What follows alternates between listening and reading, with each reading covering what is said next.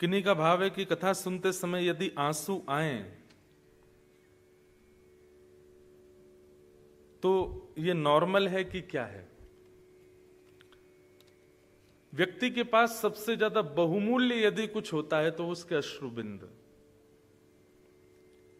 आपके पास सबसे ज्यादा कीमती कुछ है तो वो आपके अश्रु हैं, और वे यदि ठाकुर जी के भाव के प्रति अगर प्रकट हो रहे हैं तो मैं ऐसा कहता हूं कि आप ठाकुर जी को इससे बड़ा कुछ दे ही नहीं सकते हो। संसार के लिए रोना आ जाता है, विपत्तियों में रोना आ जाता है, अपनी किसी इच्छा की पूर्ति ना होने पर रोना आ जाता है, लेकिन ठाकुर जी के प्रसंगों को सुनकर के या केवल भगवत भाव सुनकर के नेत्र सजल हो जाएं, ये सामान्य बात नहीं है। श्री चैतन्य महाप्रभु अपने समस्त शिष्य परिकर के साथ कहीं जा रहे थे तो बीच में कहीं कथा चल रही थी। महाप्रभु जी का नियम था कहीं भी सत्संग होता था तो थोड़ी देर रुकते थे। आप जाकर के जैसे ही वहां बैठे तो वक्ता जो थे वो इतने अच्छे वक्ता नहीं थे, केवल अपने घर चलाने के लिए कथा करते थे। ना उनका अध्ययन इतना अच्छा था, ना उनकी वाणी इतनी ज्यादा मधुर थी। तो जितने भी शिष्य परिकर थे महाप्रभु जी के साथ, वे सब तो उनको उसी भाव से आंक रहे थे। ना तो ये अच्छे से बोल रहे हैं, ना अच्छे से गा रहे हैं, ना इनके श्लोक शुद्ध हैं, ना इनकी बातें स्पष्ट हैं, पर महाप्रभु जी दोनों भुजा उठा करके भाव बेहुल होकर के नेत्रों से अश्रुपात करते जा रहे हैं।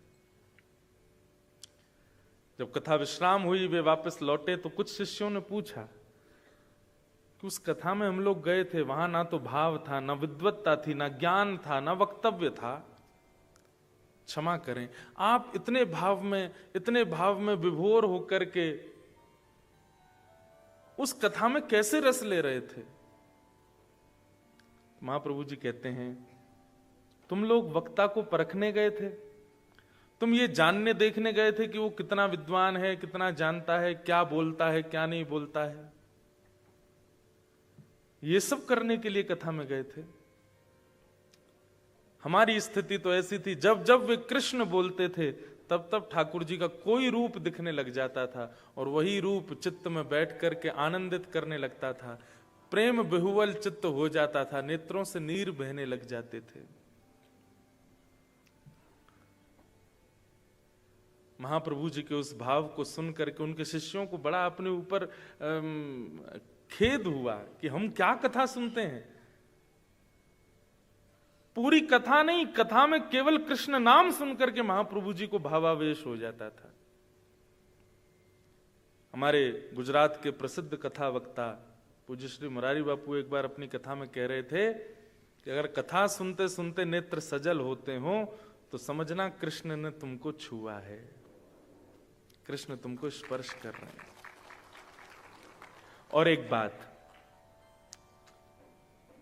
जैसे ये गिलास में जल पूरा भरा हुआ है या पूरा नहीं भी भरा, थोड़ा कम है, ये छलकेगा कब? या तो अधिक रस डाला जाए या अधिक रस के अलावा कुछ और इसमें डाला जाए, कुछ भी अतीत में इसमें पधराया जाएगा तो जल छलकेगा। ठीक वैसे ही आप कथा में बैठे हैं और कथा में बैठ करके यदि आपके नेत्रों से अश्रुबिंद छलक रहा है तो इसका मतलब क्या है?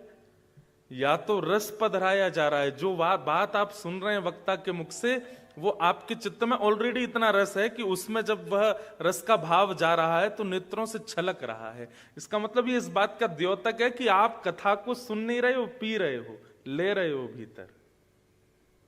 ये बहुत बड़ा प्रमाण है। ये बहुत सौभाग्यशाली श्रोताओं के साथ होता है कि उनको कथा में नेत्र सजल हो जाएं। कहते कहते हमारे हो जाते हैं, इसलिए मैं तो वो पक्षी नहीं कहता जिसमें सजल हो नेत्र। तो कभी कृष्ण नाम सुनकर, कभी वृंदावन नाम सुनकर, कथा सुनकर या किसी भक्ति भाव को देख करके नेत्र सजल हो जाएं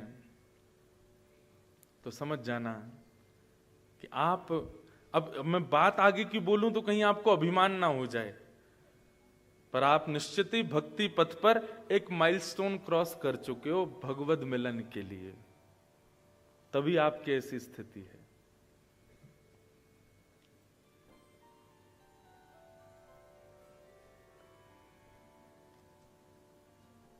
अनेक भाव हैं। तो ये अच्छा है अगर ऐसा होता है। बस एक प्रयास कीजिएगा, मूल्यवान वस्तु को छुपाया जाता है, मूल्यवान वस्तु को ज्यादा प्रदर्शित नहीं किया जाता, नहीं तो नजर लग जाती है। और दूसरा, चोरी होने का भय होता है। कृष्ण विरह में निकले हुए अश्रुबिंद बहुत मूल्यवान है। अगल बगल वाले, आगे पीछे वाले आपके भाव को नहीं समझेंगे। वो हो सकता है आपके प्रति क्या भावना रखते हो।